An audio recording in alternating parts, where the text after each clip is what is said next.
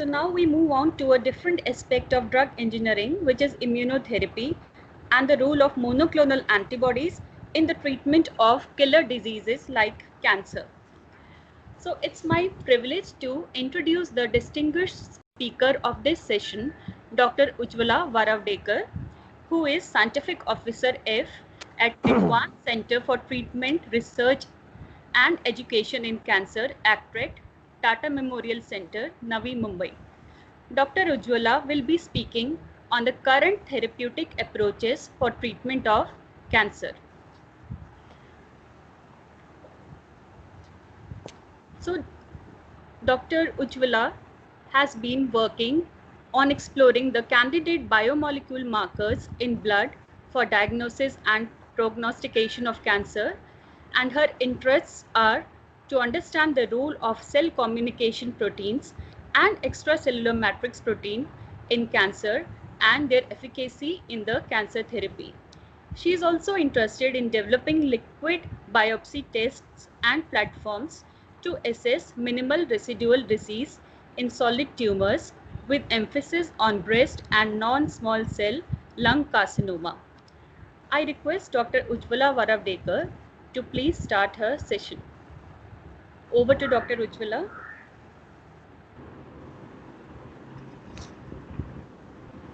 Thank you. Thank you very much for this very nice introduction. First of all, I thank the organizers, Dr. Vaishali Dikshit and her team members for this invite to participate in this Atal FDP program. Hope to continue a meaningful academic association in the immediate future. I will just upload my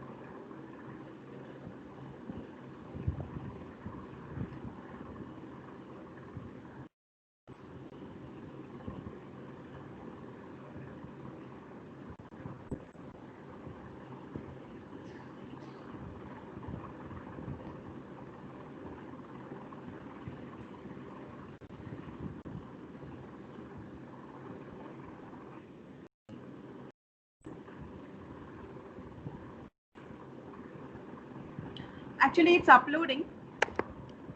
I haven't begun as yet.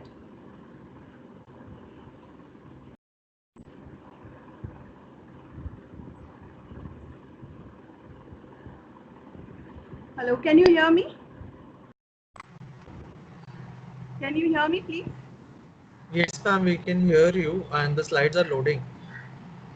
Okay. So should I wait for some time?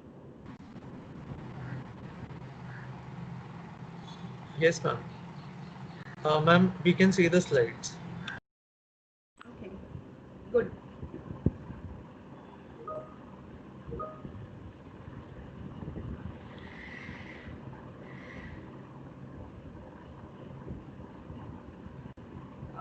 So what I will be talking about is some of the therapeutic approaches for treatment of cancer. The outline of the talk is a basic introduction to cancer, the mainstream therapy that is used, targeted therapy like monoclonal antibodies and oral molecular target drugs, summary and some of the references that I have gone through. Now, cancer is a group of related diseases which are characterized by uncontrolled cellular growth and division. It is also known as a neoplasm because it's new and abnormal growth of cells, which actually begins in the normal cells of the tissue. The, just a little bit of history. The origin of the word cancer is credited to the Greek physician Hippocrates, and he was considered the father of medicine. And he used the term carcinos, which was later translated into Latin to cancer by the Roman physician Celsus. Now, how would you actually describe cancer? There are certain characteristics of this disease. First of all, how does it arise? It comes up because it's a disease of genomic instability. That is, mutations in the genes lead to changes, and this is the underlying basis for the development of the disease. It is a disease of altered cellular behavior because it provides the most traditional view of the required acquired characteristics of the cancer cell. That is, normal cells would not pile up on each other. There is something called contact inhibition, which is lost in cancer cells. And that is the reason why a tumor is formed. So they are hyperplastic, they're dysplastic, the characteristics of these cells change. And it is also a disease of altered tissue behavior. So it is not just the tumor that is responsible for the characteristics of cancer that is seen, but it is a collection of cancer cells. And so within a microenvironment, there are so many other cells like the fibroblastic cells, the immune cells. All these are responsible for the microenvironment, and they lead to the growth of the tumor or cancer. Now, what are the major causes of cancer? So information on cancer causation has come from investigations of the patterns of cancer in human population and the induction of tumors in experimental animals following treatment with cancer-causing agents. So the most important human carcinogen includes tobacco, and it is responsible for 30 to 40% of the cancers arising, like the head and neck cancers, lung cancer, and several other cancers. Asbestos, aflatoxins, and ultraviolet light. So, besides this, 20% of the cancers are associated with chronic infections, and the most significant ones being hepatitis viruses like HBV, HCV, which are responsible for the liver cancers, papilloma viruses for the head and neck cancers, and cancer of the cervix, which is highly prevalent among Indian women, and Helicobacter pylori, which is a bacterium causing gastric cancer. Besides this, there's an increasing recognition of the causative role of lifestyle factors, and we know that obesity is one lifestyle factor which predisposes a person to the disease. So 20% is obesity, 20% of the cancers are due to overweight and lifestyle factors, including diet, lack of physical activity, and alcohol consumption. So besides all this, genetic susceptibility may significantly alter the risk from environmental exposures. So it is not just the environment exposure, but it is also an individual susceptibility to the disease. So basically, there are several people who use tobacco and have always been using tobacco, but yet they do not get the disease. So genetic susceptibility is an important factor. The classification of cancers is basically done depending on the cell type of origin. So you have carcinomas where 90% of the cancers are of this type, and they arise in epithelial cells, tissues that make up the internal and external lining of the body, the adenocarcinomas which develop in an organ or gland, the squamous cell carcinomas which develop in the squamous epithelium of the organs like skin, bladder, esophagus, lung. Sarcomas are less than 10% of all tumors, and they arise from connective tissues like bones, tendons, cartilage, etc., blood vessels, lymph vessels. Hematopoietic tumors are myeloid neoplasms. They are derived from bone marrow progenitor cells that normally develop into erythrocytes, granulocytes, monocytes, or megakaryocytes.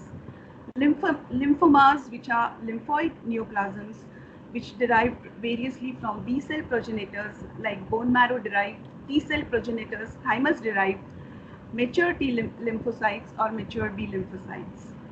Brain and spinal cord tumors develop in the brain or spinal cord and are named based on the cell of origin. So what is the transformation process? So basically, as I already spoke about, it is the environmental insults that leads to replication errors. It leads to the normal cell undergoing transformation, and there are certain traits of the cancer cells which come up, like evading growth suppressors, resisting cell death, uh, sustaining proliferative signaling. So all this leads to malignant transformation and the evolution and clonal selection of a particular cell to lead to tumor growth. So which are the classes of genes which are implicated in the onset of cancer? So there are proto-oncogenes which promote cell survival or proliferation, and basically these are a class of genes which are code for the anti-apoptotic proteins, the components of signaling and signal transduction pathways that result in proliferation and transcription factors. And the effect of mutation is either gain of function mutations which allow unregulated cell proliferation and survival, or mutations are genetically dominant, and the origin of mutations, they arise by mutation, chromosomal translocation, or amplification. So we would look at the chromosomal translocation when we are talking of BCR-ABL and Philadelphia chromosome. The second class is the tumor suppressor genes. These are very important because they inhibit cell survival or extensive proliferation. That is the normal function of this class of genes. And the examples of these gene products are the apoptosis promoting proteins, inhibitors of cell cycle progression like p53 and retinoblastoma, checkpoint control proteins that assess DNA chromosomal damage, components of signal pathways that restrain cell proliferation. And the effect of the mutation is loss of function of these genes, which allow unregulated cell proliferation and survival. So basically for proto-oncogenes is a gain of function, whereas for tumor suppressor genes is a loss of function, and these mutations are genetically recessive. They arise by deletion, point mutation, or methylation. So basically this is all in the somatic cell, these mutations which lead to the tumor formation. Then you have the caretaker genes which repair or prevent DNA damage. So whenever there are environmental insults, it is very important that these are repaired.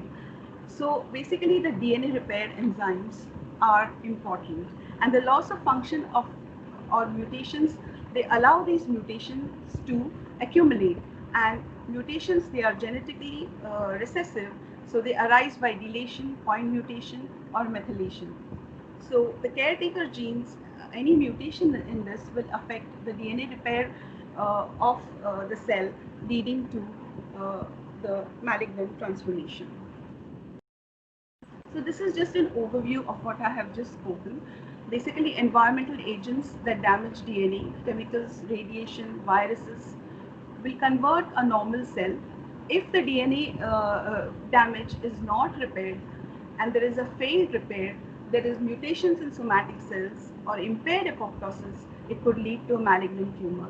Besides that, if there are inherited mutations in genes affecting DNA repair, cell growth, or apoptosis, that could lead to failed repair. For example, the retinoblastoma gene, or even p53 mutations, leading to malignant transformation. So basically, the International Agency for Research on Cancer, IARC Lyon, France, is one of the important agencies which gathers data about the incidence and mortality of cancer worldwide. So there are several registries in our country also, as well as all over the world, and data from this goes into to get to know about the incidence of this disease. So according to the 2018 Globocon Global Cancer Incidence, the the the total the total number of cases were around 18.1 million new cases, and this was the incidence. And India has the Indian data was 1.16 million. So if you look at this pie chart, you find that Asia has a major contribution of the incidence of cancer. Basically, of course, Asia being a larger subcontinent, it shows around 48% of the incidence of cancer, whereas the Americas and the Europe have a lower incidence.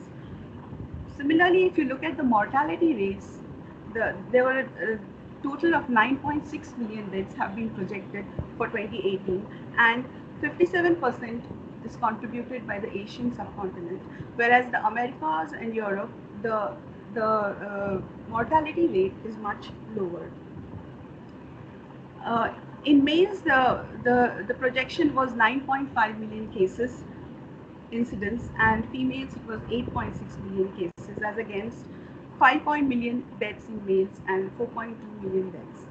Why am I actually telling you all this? Basically, just to bring to your notice that how important this disease is in terms of managing the disease and treating the disease. So if you look at the distribution of cases and deaths for the 10 most common cancers, which are the most common cancers uh, worldwide? So lung comes up as the most common cancer, and the incidence is very high, as to around 14.5%, whereas the mortality, I don't know whether it is it visible? Hello? Am I audible? Yes, Yes, ma'am, you yes, are ma'am. audible. The slides are. Is the slide clear? Yes, the It's slide is, we can see the slide. So the mortality being highest in lung cancer among males, whereas the incidence being highest in breast cancer, and the mortality being highest in breast cancer in women. So, so which are the most common cancers? In males, it comes up as lung, liver, stomach. Sorry, lung, prostate is the second most common cancer. Liver, stomach, colorectal. Whereas in women, it is breast, lung, and cervix, colorectal. So these are some of the 10 most common cancers worldwide. Now, according to the Human Development Index, it is seen that our country, India, is in the medium human development index.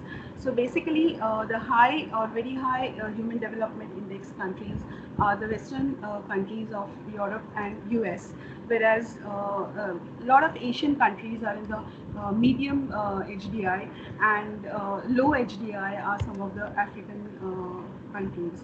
So here, if you look at it, there is not too much of a difference between for the incidence of lung cancer, where you see that even in high as well as low medium, lung cancer happens to be the one that has the highest incidence and mortality.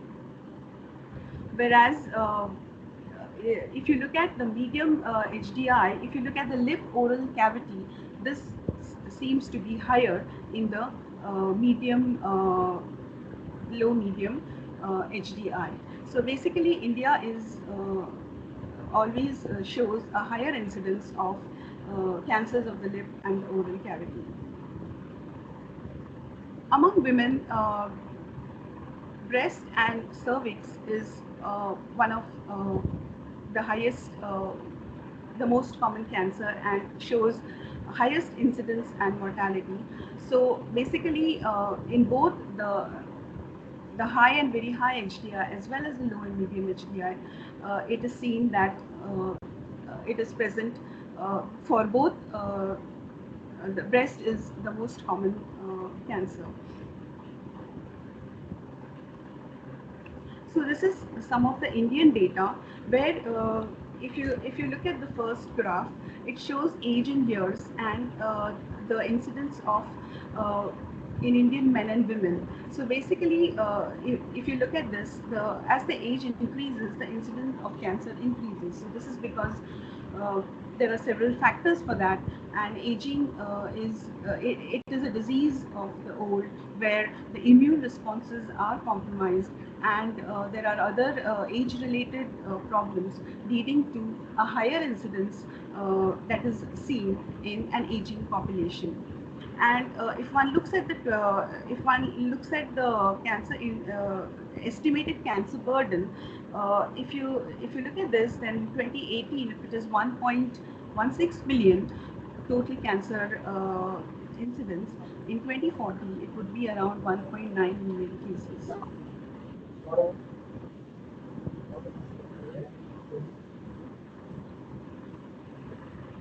So similarly, this is with the Indian registries, and the four different registries.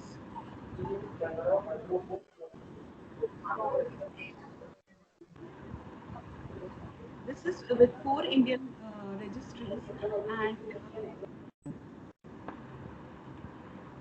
the southern, the western, northern, and northeastern. And if you look at this, that you see that men in the top 10 cancers, again, lung is the highest incidence, whereas in women it is the breast. So what are the therapeutic approaches? So there are certain goals set for the treatment of cancer, and cure, control of the disease is the most important goal. Uh, Prolonging life is the second goal. Improve the quality of life by balancing the symptoms of progressive disease with side effects of therapy. And one of the major symptoms is pain. So targeting and alleviating pain would be an important goal of therapy. So if you look at the mainstream approaches, then um, mainly the mainstream approach is use of surgery, radiotherapy, and chemotherapy. So, of course, the type of cancer treatment would depend on the type of cancer and the stage of cancer. So, basically, surgery would involve the surgical removal of the entire tumor, and it is the ideal and most frequently used treatment methods. This is the primary method of treatment, or it may be prophylactic, palliative, or reconstructive. Radiation therapy is the use of high energy radiation ions, rays, to destroy a cancer cell's ability to grow and multiply. And the principal goal of radiation therapy is to deliver a precisely measured dose of radiation to a defined tumor volume. So the therapy is used in two different ways, either to cure cancer, destroy tumors that have not spread to other parts, reduce the risk that cancer will recur after surgery or chemotherapy, or to reduce the symptoms like shrink the tumors which are affecting quality of life, alleviate pain by reducing size. So the types of radiation therapy are external beam radiation, which uses a linear accelerator, and internal radiation therapy, which uses seed implants, or brachytherapy, which involves placing radioactive sources proximal to the tumor. The advantages are higher dose, targeted dose, shorter time, less exposure of normal tissue to radiation. Proton therapy is a newly introduced therapy which uses protons generated by cyclotrons rather than X-rays, and the basic advantage is it is targeted and it spares vital adjacent tissues.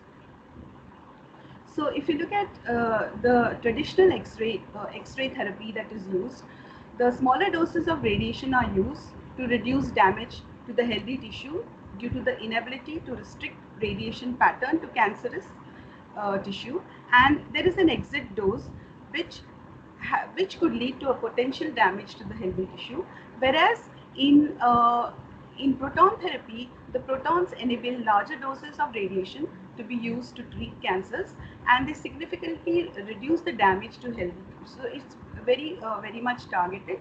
There is no exit dose. So the clinical benefits are the beams of protons can be more tightly focused than beams of X-rays, killing cancer cells while sparing more of the surrounding tissue.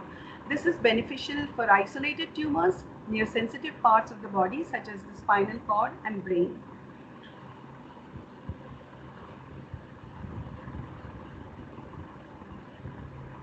In cytotoxic chemotherapy, which all of you would be very much familiar with, you use anti-cancer drugs to slow or stop the growth of rapidly dividing cancer cells, inhibit the different phases of the cell cycle.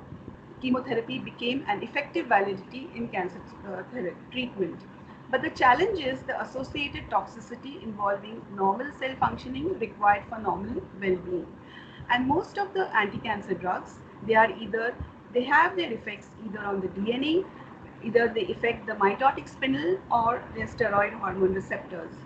So basically they could be DNA damaging, and these are the alkylating drugs, the free radical formation drugs, or they could inhibit synthesis of functions like the antimetabolites or the topoisomerase inhibitors, which would inhibit DNA synthesis, the effects on mitotic spindle, which would arrest the cell cycle, and the steroid hormone receptors like the SERMs and tamoxifen, which would block estrogen in case of breast cancer, and basically not allow the cell to proliferate. There are several toxicities associated with chemotherapy, and these could be acute or chronic, and these drugs affect rapidly growing cells.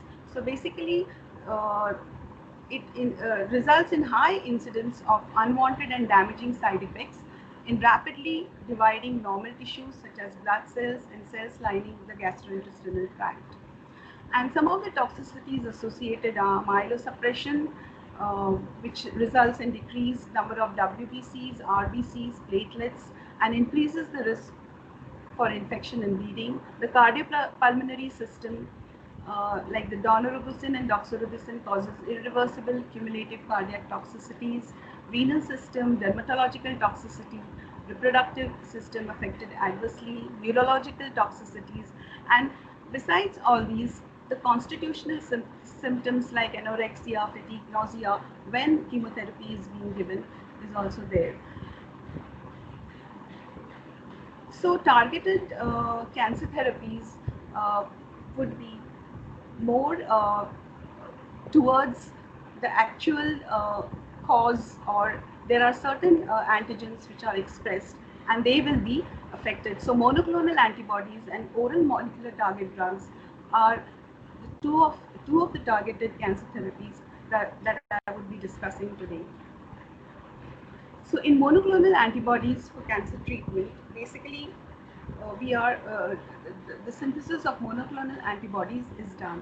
So antigens are proteins which are synthesized and that they elicit the production of antibodies. And antibodies are glycoprotein molecules which are present in blood produced against antigens. So these are secreted by the B lymphocytes or the B cells. Now antibodies contain two regions, the variable region and the constant region. So the variable region, it interacts with the cell surface receptors, and the constant region has effector functions. So basically you have the fragment antigen binding FAB region, which is the variable domain, and you have the fragment crystallizable region, which is the constant domain, which has the effector functions like the ADCC and the ADCP, which is antibody dependent cellular cytotoxicity and antibody dependent cellular phagocytosis.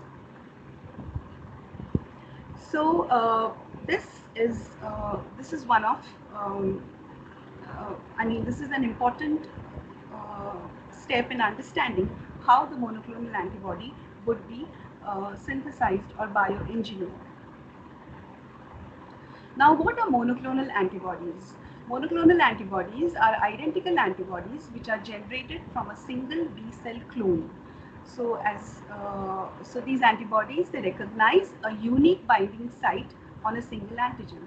So if this is the cancer cell and there are surface proteins on this, for example, we have the epithelial cell adhesion molecule, or there is MUC1, or there are so many other surface antigens that are present. So basically, you would be this monoclonal antibody would be recognizing a single epitope on the surface antigen. That means that the protein would have several different epitopes, but it would only look at, or it would only recognize a single epitope. Now, epitope is also called an antigenic determinant, the portion of a foreign protein or antigen that is capable of stimulating an immune response. An epitope is the part of the antigen that binds to a specific antigen receptor on the surface of a B cell. Okay, so now binding between the antibody and the epitope occurs at the antigen binding site, which is called a paratope and is located at the tip of the variable region of the antibody.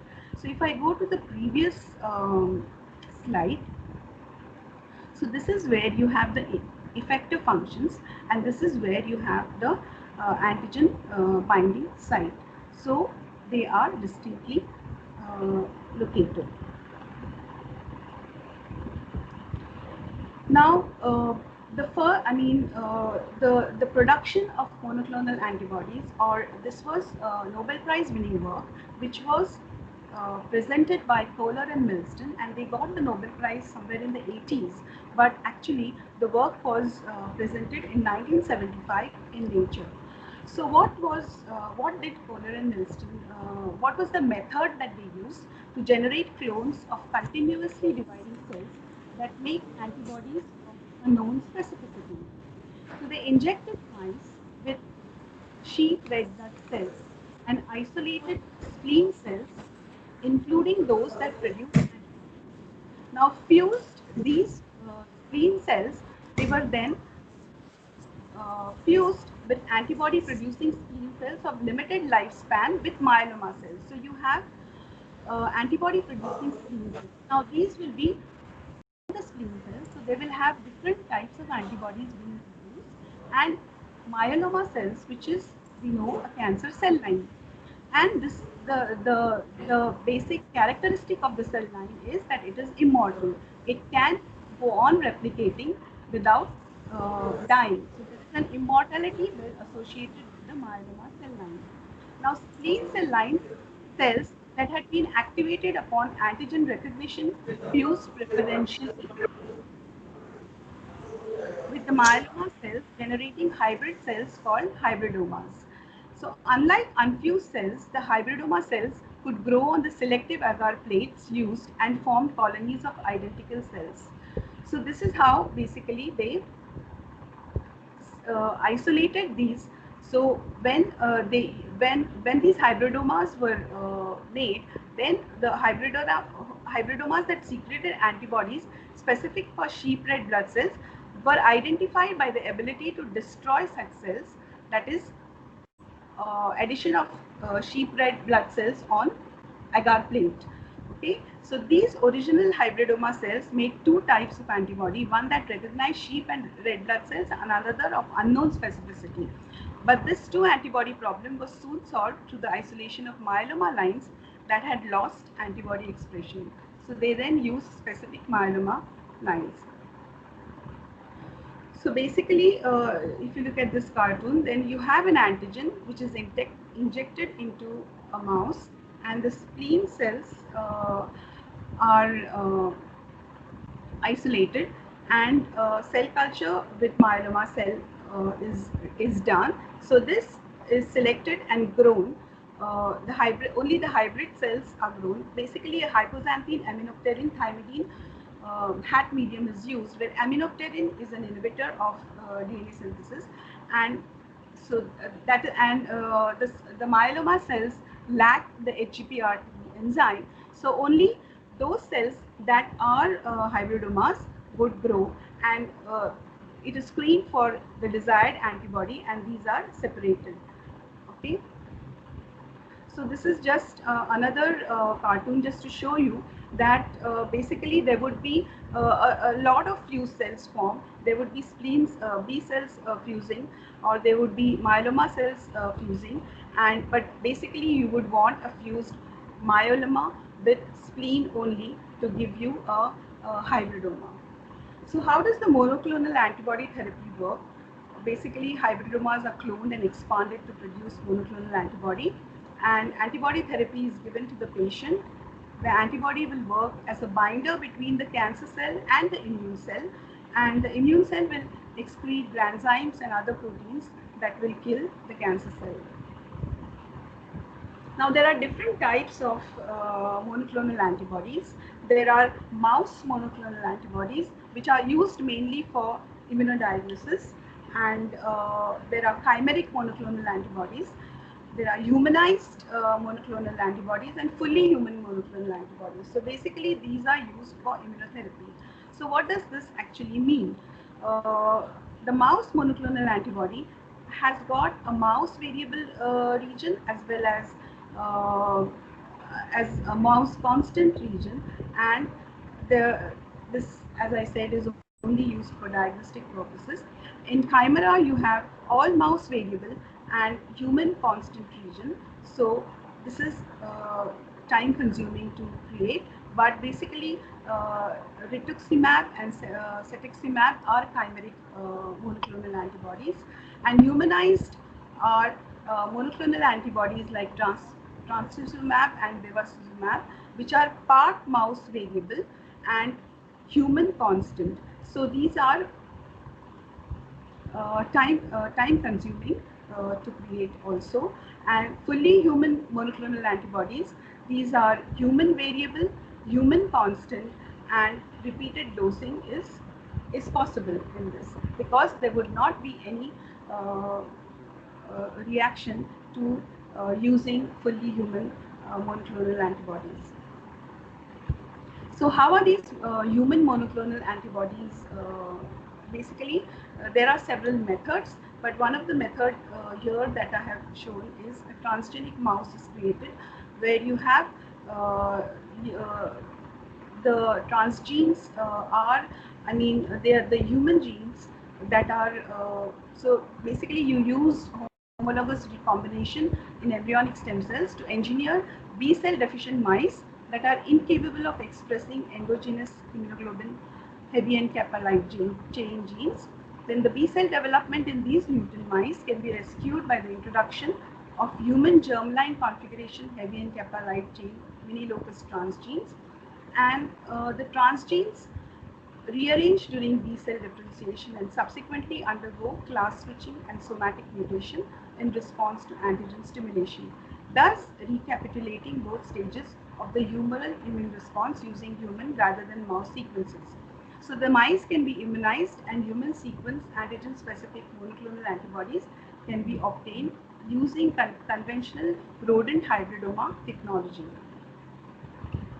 Now, the monoclonal antibodies used for cancer treatment, there are various forms. Uh, One of them, the naked monoclonal antibodies, which work alone, and they are the most common medication in use, like Campath, trastuzumab, Herceptin, bevacizumab, Avastin, cetuximab, and rituximab. They are some of the naked monoclonal antibodies. The conjugated monoclonal antibodies are paired with chemotherapy or a radioactive compound to get right to the cancer cells. The examples of drugs pairing with chemotherapy are brentuximab and adrotasumab and ibritumumab, which is a pairing with radioactive particles. Besides this, there is a bispecific monoclonal antibody which combines two different monoclonal antibodies to target two different proteins at the same time. So this Blincyto is a bispecific drug. Now, human epidermal receptor HER2. The human epidermal receptor HER2 is expressed in the cell membrane of epithelial cells and plays an important role in normal cell growth and differentiation. So, in breast and ovarian cancers, HER2 is overexpressed and it causes uncontrolled cell proliferation. The HER2 antibody family features the variable region of trastuzumab. So trastuzumab is a humanized IgG1 monoclonal antibody whose binding to HER2 results in cell death through ADCC or ADCP. So the activation of HER receptors and the downstream signaling cascades, which are shown here, there are 4 members of HER receptors which interact with 11 ligands, which results in the formation and activation of 10 different homo and heterodimers. So you have basically HER2, HER3, HER4 and EGFR, and a combination of EGFR, HER2 or HER2, HER3, etc. So activated HER receptors promote many signaling cascades affecting many key biological processes like proliferation, differentiation, apoptosis and motility.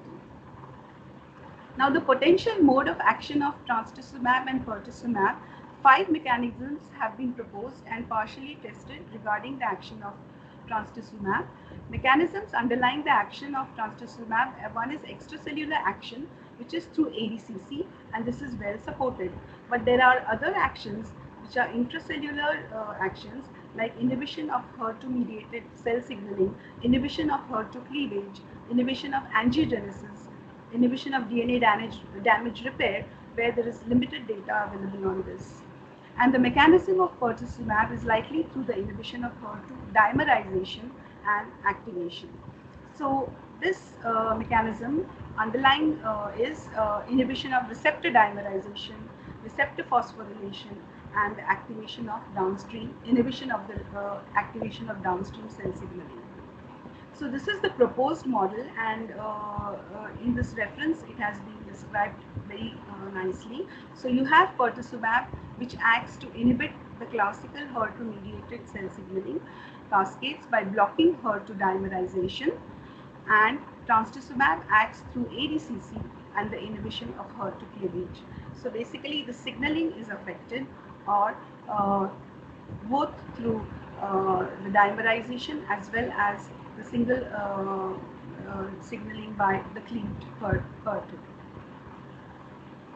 Now, human EGFR and human VEGF also have monoclonal antibodies against them, and the epidermal growth factor receptor is overexpressed in cancer cells and plays a key role in their proliferation and survival.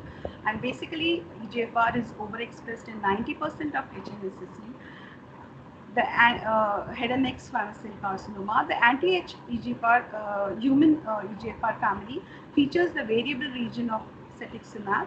Cetuximab is the chimeric human mouse IgG1 monoclonal antibody that targets EGFR, a cell surface receptor overexpressed in many types of cancers. So binding of cetuximab to EGFR blocks ligand receptor binding and induces receptor internalization and subsequent degradation. Human VEGF plays an essential role in angiogenesis, as we know that the tumor has to be supplied with glucose, and it has to grow. So basically, angiogenesis is an important mechanism by which the tumor gets its nutritive factors. The anti-human VEGF family features the variable region of bevacizumab, a humanized IgG1 MAB, which blocks VEGF interaction with the VEGF receptor, thus inhibiting downstream pathways that regulate cell growth and angiogenesis. Now, some example used in the clinic, the monoclonal antibodies, cetuximab, EGFR blocker for head and neck and colorectal. Bevacizumab is VEGF blocker, which is used for GBM, NSCLC, colorectal cancers, ovarian, cervical, and renal cell carcinoma. Trastuzumab and pertuzumab is a HER2 blockade for breast and gastric cancer. Panitumumab is a EGFR blocker for colorectal, and for rituximab for CD20 inhibitor for non-Hodgkin's lymphoma, whereas ramucirumab vascular endothelial growth factor receptor 2 in lung, gastric, and colorectal cancer. Now, what are conjugated monoclonal antibodies? So basically, conjugated monoclonal antibodies, they have the radioactive particles of chemotherapy drugs attached through a linker. So these are also referred to as tagged or labeled monoclonal antibodies. So by linking the radioactive particle or chemotherapy drug, the toxic agent is delivered directly to the tumor site, limiting the damage occurring to the normal healthy tissues. So how does the internalization process of these antibodies occur? So these actually have to be uptaken into the cancer cell. So immunoconjugates with non-cleavable linkers are internalized once the antibody binds to the antigen on the cell surface. Release of the therapeutic entity requires complete digestion of the antibody inside the lysosome, and a thioether bond is an example of a non-cleavable linker. In case of cleavable linkers, they are internalized once the antibody binds to the antigen on the cell surface. The release of the therapeutic is achieved by cleavage of the linker, and hydrazone bonds and disulfide bonds are examples of commonly employed cleavable linkers. Immunoconjugates with cleavable linkers, in some cases, will undergo cleavage extracellularly once bound to the cancer cell antigen, with the therapeutic entity undergoing internalization after being released. So trastuzumab emtansine is an immunoconjugate of the anti-HER2 monoclonal antibody trastuzumab and the metanizumab DM1, which inhibits tubulin polymerization. So phase 2 studies demonstrated robust clinical activity of this immunoconjugate in patients with HER2 positive breast cancer who had been heavily pretreated, including with anti-HER2 therapy. These results were further explored in the EMILIA phase 2/3 study, which compared the efficacy of trastuzumab emtansine to the combination of lapatinib and capecitabine in patients with HER2 positive breast cancer whose disease was refractory to trastuzumab therapy. So this study demonstrated a superior progression-free survival and an improved overall survival for the trastuzumab emtansine arm when compared with the lapatinib capecitabine arm, which would be the traditional therapy. So based on these results, in February 2013, the FDA approved the use of trastuzumab emtansine for patients with HER2 positive late-stage metastatic breast cancer. So this, I just wanted to give an example. So this was one of the examples.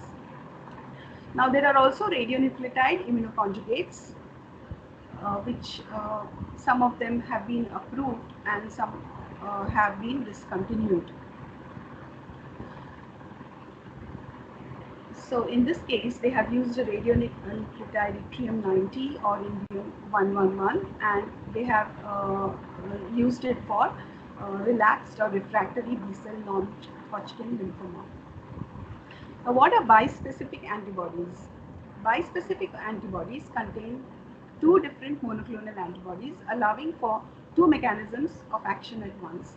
So one part of the drug targets a specific tumor antigen, while the other targets an antigen, usually CD3, on the surface of cytotoxic T lymphocytes. So by binding both at once, the drug brings the cancer cell and the CTL near one another, allowing the CTL access to kill the cancer cell. So there are mechanisms of action enabled by bispecific antibodies. One of them is, as mentioned in the previous slide, recruitment of effector cells. So the bispecific antibody brings the effector cell, that is the T cell, closer and leads to cancer cell death. The other is simultaneous blocking of two pathways. So by targeting two receptors on cancer cells like EGFR and MET, we can result in more potent inhibition of cell growth. Then transcytosis occurs across the blood-brain barrier. So one arm of the bispecific antibody recognizes a receptor that promotes shuttling across the blood-brain barrier, and the other targets a pathway in the brain involved in neuropathology. Receptor internalization. So bispecific antibodies can induce hyperclustering of receptors, and antibody internalization, which can be exploited to increase delivery of antibody drug conjugates. So examples of bispecific antibodies are catumacimab, which binds to the T cell surface molecule CD3, and epithelial cell adhesion molecule, which is a tumor cell surface marker. And it also has an Fc region that can bind to an Fc receptor on macrophages, natural killer cells or dendritic cells. So the efficacy has been shown in malignant ascites. And blinatumomab, which binds to the CD3 on T cells and the cell surface protein CD19 present on precursor B cell lymphocytes, lymphoblastic leukemia cells, and potentially recruiting cytotoxic T cells to kill the ALL cells. So some of the toxicities with monoclonal antibodies are allergic and infusion reactions, hemorrhage, hypertension and proteinuria, skin rash, nosebleed, delayed wound healing, and wound dehiscence and GI perforations. So oral molecular target drugs, these are small molecule inhibitors which typically interrupt cellular processes by interfering with the intracellular signaling of tyrosine kinases, enzymes that transfer phosphate groups from adenosine triphosphate to tyrosine amino acid residues in proteins. So basically all these receptors, the EGFR, HER2/neu, VEGF receptors, they are tyrosine kinases. And the tyrosine kinase signaling initiates a molecular cascade that can lead to cell growth, proliferation, migration, and angiogenesis in normal as well as in malignant tissues. So small molecule inhibitors differ from monoclonal antibodies in several ways. They are usually administered orally rather than intravenously. They are chemically manufactured, a process that is often much less expensive than the bioengineering required for monoclonal antibodies. They achieve less specific targeting than do monoclonal, as evident in the multi-targeting nature of the kinase inhibitors, imatinib, because it affects other growth factors also. Most small molecule inhibitors are metabolized by cytochrome P450 enzymes, whereas monoclonal antibodies have half-lives ranging from days to weeks and are therefore usually administered 1 to 4 weeks. Most small molecule inhibitors have half-lives of only hours and require daily dosing. So these are some of the examples of oral molecular target drugs: imatinib, class tyrosine kinase inhibitor, BCR-ABL inhibitor, sunitinib, sorafenib, which are again tyrosine kinase inhibitors, which affect renal cell carcinoma, which are used for treating renal cell carcinoma, hepatocellular carcinoma, and soft tissue sarcoma. Erlotinib, afatinib, gefitinib, which are EGFR tyrosine kinase inhibitors, which are used for NSCLC. Lepatinib, which is a human epidermal growth factor receptor type 2, HER2 and epidermal growth factor receptor tyrosine kinase inhibitor, which is used in metastatic breast cancer, refractory metastatic breast cancer, and refractory advanced breast cancer. Regorafenib, which is used in colorectal cancer, in gastrointestinal stromal tumors, and hepatocellular carcinoma, which is a VEGF and TKI blocker, and vemurafenib and which is a BRAF inhibitor, which is used in malignant melanoma. So erlotinib is a quinazoline derivative. I don't think I have to really talk about this. When you people would be knowing more about how these drugs are synthesized. With the molecular formula of C22H23 and 3O4 and antineoplastic properties, competing with ATP, erlotinib reversibly binds to the intracellular catalytic domain of epidermal growth factor receptor, tyrosine kinase, thereby reversibly inhibiting EGFR phosphorylation and blocking the signal transduction events and tumorigenic effects associated with EGFR activation. Imatinib is also known as STI-571 or Gleevec, and it belongs to the class of organic compounds known as benzanilides, and these are aromatic compounds containing an anilide group in which the carboxamide group is substituted with a benzene ring. Molecular formula is C29H2. Okay, so if you look at the inhibitory action of erlotinib, these are the EGFR receptors, and it effectively inhibits kinase and signaling when it is activated by either homodimeric or heterodimeric receptor-receptor interaction. So EGFR with EGFR, or homodimeric, or EGFR HER2, or HER2 HER3, or HER2 interaction. So it could be either ligand dependent activation, where the ligand is bound to the receptor, or it could be an independent activation. So these interactions are okay. So erlotinib is capable of blocking the signaling activity of HER2 in homodimeric and heterodimeric complexes, even when EGFR is not present, albeit with lower potency in comparison with its effect on EGFR kinase. Regorafenib is again is the gastrointestinal tumor cell. Regorafenib inhibits phosphorylation of the KIT receptor and activation of RAF and BRAF. Imatinib targets the KIT and the PDGF receptors, as well as the BCR-ABL kinase. In the endothelial cell, regorafenib restricts signal transduction at the VEGF and TI receptors, in addition to the P38 and RAF kinases specifically. So recently, a paper on this, on the mode of action.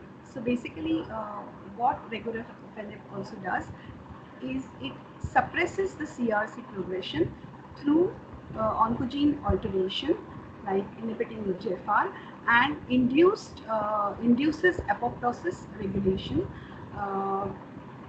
and leads to CRC apoptosis. So this is how the extrinsic and intrinsic apoptosis associated proteins were induced by CRC in animal model. They showed the mode of action. Now, CML, as we know, is chronic myelogenous leukemia, and it's a myeloproliferative disorder which is characterized by increased proliferation of the granulocytic cell line without the loss of the capacity to differentiate. Consequently, the peripheral blood cell profile shows an increased number of granulocytes and their immune precursors, including occasional blast cells. So, CML accounts for 20% of all leukemias affecting adults. CML is associated with the fusion of two genes, BCR, which is on chromosome 22, and ABL1, which is on chromosome 9, resulting in the BCR-ABL fusion gene. So this abnormal fusion results from a reciprocal translocation between chromosomes 9 and 22 that gives rise to an abnormal chromosome called the Philadelphia chromosome, which harbors the BCR-ABL1 fusion gene. And this fusion gene gives rise to a protein, tyrosine kinase, with deregulated activity, elevated and constituted. So this is the basis of the pathogenesis of CML. Now in BCR-ABL signaling, the kinase domain activates a substrate protein, example like PI3 kinase, by phosphorylation, and this activated substrate initiates a signaling cascade which culminates in cell proliferation and survival. But in imatinib mesylate, the mechanism of action, it occupies the ATP binding pocket of the ABL kinase domain, and this prevents the substrate phosphorylation and signaling. So a lack of signaling inhibits proliferation and survival. The toxicities associated with oral molecular target drugs are fatigue, cytopenias, hypertension, cardiac dysfunction, liver dysfunction, thyroid dysfunction, and skin rash. So there has to be a balance as to what sort of therapy. I mean, quality of life is also important. So depending on that, the clinician decides what sort of therapy has to be selected for a particular patient. I would like to show you a small video, of how monoclonal antibodies treat cancer.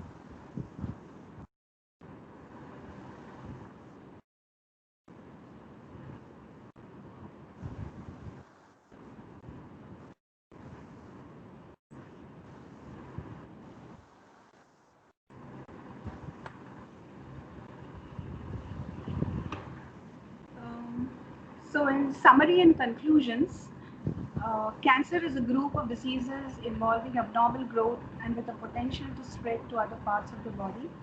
The environmental exposure to DNA damaging agents and genetic predisposition are important factors in development of cancer. Cancer is classified on the cell type of origin. Gain of function mutations in proto-oncogenes and loss of function mutations in tumor suppressor genes are implicated in the onset of cancer. The IARC estimates for 2018 were 18.1 million new cancer cases and 9.6 million cancer deaths worldwide. For both sexes combined, lung cancer is the most commonly diagnosed cancer. Cancer therapy includes surgery, radiotherapy, and chemotherapy. The use of monoclonal antibodies and targeted therapies allows selective action in killing cancer cells with reduced risk of traditional toxicities. Other targeted therapies that were not discussed are immune checkpoint inhibitors, enzyme product systems for cancer gene therapy. Some of the references I have listed here, besides the ones that were in the slide. And I thank you all for your attention.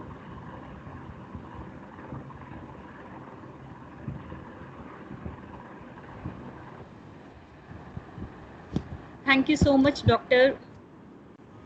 Ujjwala. Informative session highlighting multiple approaches to treat cancer using immunotherapy, which is more specific in eliminating the cancer cells than the traditional chemotherapy. So before I start with question and answer session, so I have an announcement to make. I request all the participants to please stay back for 5 minutes after the question and answer session is over, because we have to make an important announcement regarding the exam which is scheduled for tomorrow.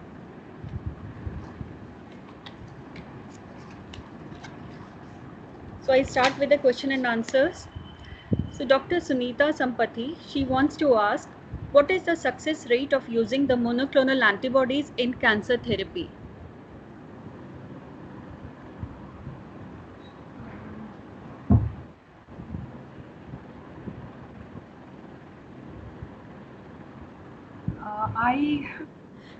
I'm not a clinician, and I'm not really aware about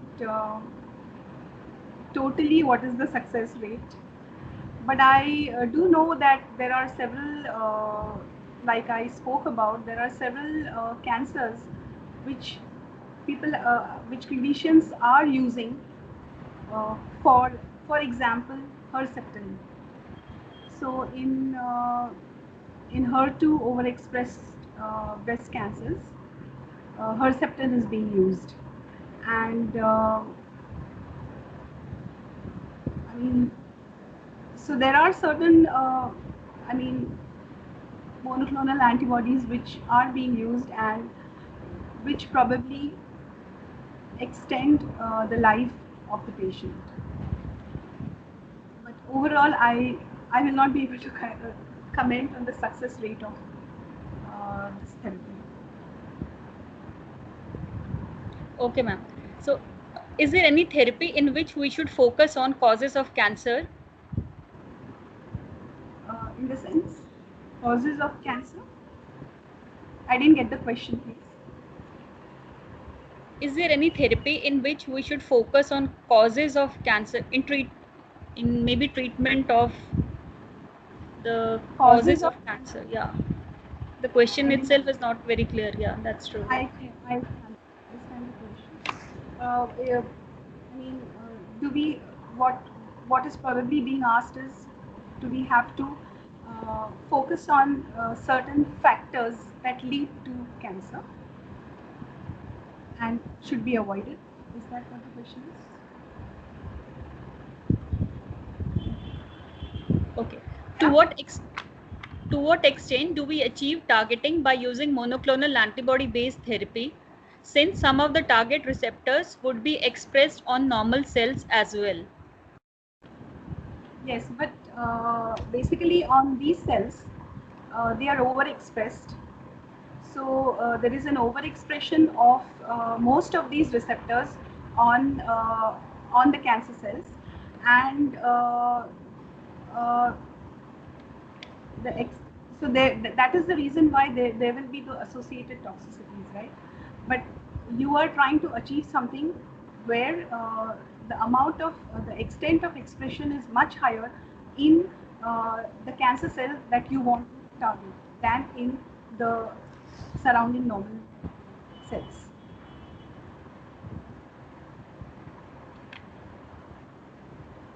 What are the ligands for HER2 receptor?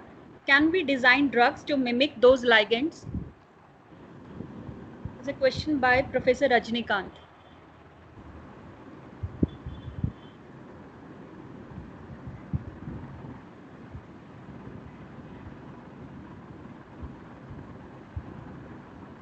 Am I audible, ma'am? Can you hear? Can you hear me? I can hear. For HER2, so basically that is what they are. That is what is being targeted. Either the tyrosine kinase is being targeted by nepatinib, okay, or it is the antigen on the surface that is being targeted by the monoclonal antibody. So that is how the HER2 is being targeted. So I don't really get what his question is. So if No, he wants to say, he wants to ask, what are the ligands for the HER2 receptor? First, HER2 receptor binds which ligand, and can we design the drug to mimic those ligands? Okay. So there are several ligands. There are around 11 ligands. Madam, sorry to interrupt, madam. You mentioned about 8 ligands, madam. Yeah, 11. There are 11 ligands. 11 ligands. So what are those ligands, madam? Basically, are they endogenous in our system? Yes. So basically, they are amphiregulin, epiregulin, Okay. NRG. So these are all inside. That is how the signal transduction occurs, right? Because of these ligands bind the receptors. Okay. To set off signaling pathways, which would lead to proliferation depending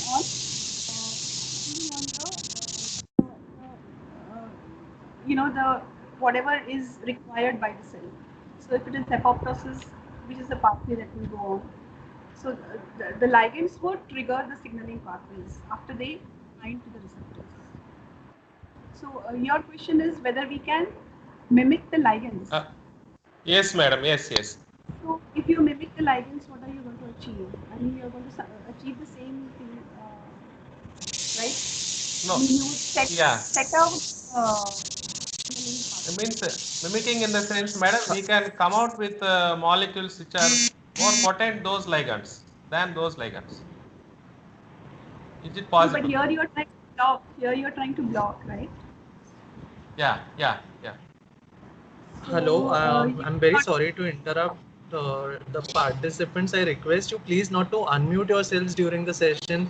You can post all your queries in the chat box in interest of time, because there are many questions that the speaker has to answer, and that's why a moderator is there, right? So the humble request, please do not unmute, otherwise the discussion will just go on and we will not be able to address other questions. Sorry ma'am for the interruption. Yeah. Okay. Yeah. So another question is, the resistance is a major issue for angiogenesis inhibitors and monoclonal antibody therapy.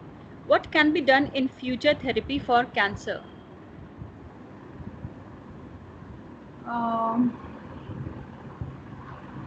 Yeah. So resistance is a major problem, and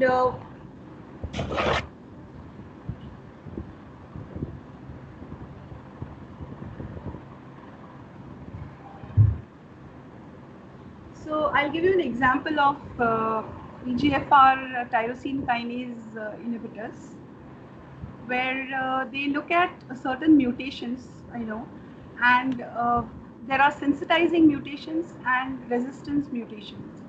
So one way of overcoming therapeutic problems would be to try to understand these proteins better, to try to understand the genes, in the sense what are the mutations that occur.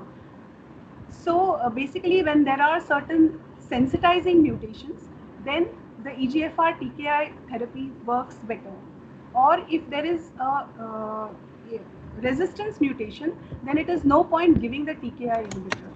In case of lung NSCLC, this is done. So similarly, if we try to work on the biology more and try to understand the genes that I are didn't see responsible who's for typing in driving. bold. Beg your pardon?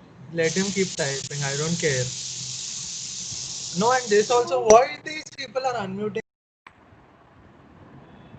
So, if one tries to understand the biology better, then like just as the EGFR TKI mutations, the sensitizing and the resistance mutations have come forth, similarly, it is possible that uh, we would be in a better position to utilize whatever drugs have been developed for treating diseases. Okay, thank you, ma'am. How is novelty and patentability of any monoclonal antibody identified? Well, I am not aware of this. I mean, I don't know how the novelty and basically this pharma would be in a better position to comment on this. Uh, I'm sorry about this. Is dose of monoclonal antibody same for all the cancer patients? Yeah, so dose in the sense for all the cancer patients, so that basically dose and all the clinicians decide depending on the dosage of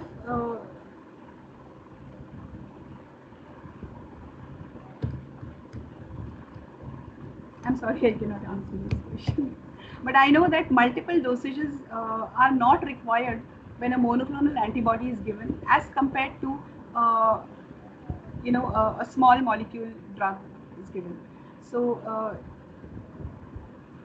so a patient does not have to be given the monoclonal antibody IV repeatedly. But the amount of dose, I am not aware of this. Okay, ma'am. The last question. Has there been any report wherein the cancer stem cells have been targeted by monoclonal antibodies?